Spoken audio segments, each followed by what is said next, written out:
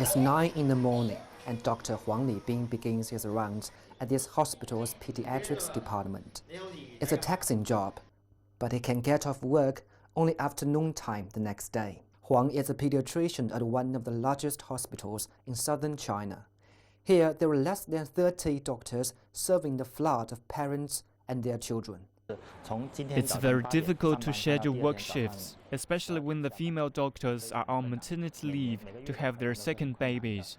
A whole day's duty is from 8 a.m. to midnight the next day. We male doctors have to be on 6 to 8 shifts like this every month. A year ago, China formally introduced the two-child policy nationwide, ending decades of the one-child rule. Today, the policy's effects are gradually being felt.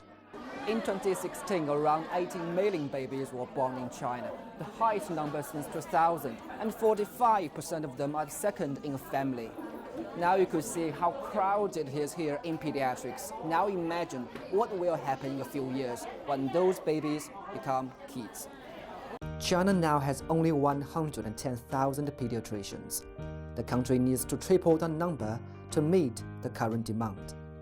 That gap has made pediatrics an unattractive profession. When talking about his salary, Dr. Huang is a little embarrassed. Can we not talk about money? The income of pediatricians is low in most hospitals, some even at the lowest level. The main reason is that we are not a profitable department. Zhou Haibo is a deputy at the National People's Congress and also the president of Qingyuan Municipal Hospital. He has been calling on government to address the problem for years. Now hospitals are all market-based and medicine sales are their main source of income.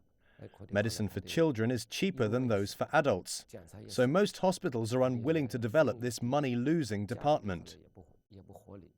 At last year's National People's Congress, Chinese Premier Li Keqiang vowed to push for medical service pricing reform and move faster to train pediatricians.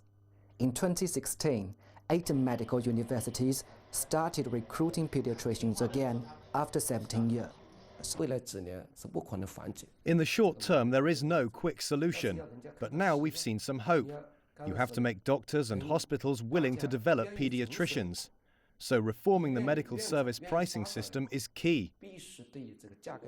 Zhou said the era of the second-child policy requires more measures to deal with the increase in the number of newborn babies. And addressing the shortage of pediatricians is just one of them. Yunfei, CGTN, Guangzhou.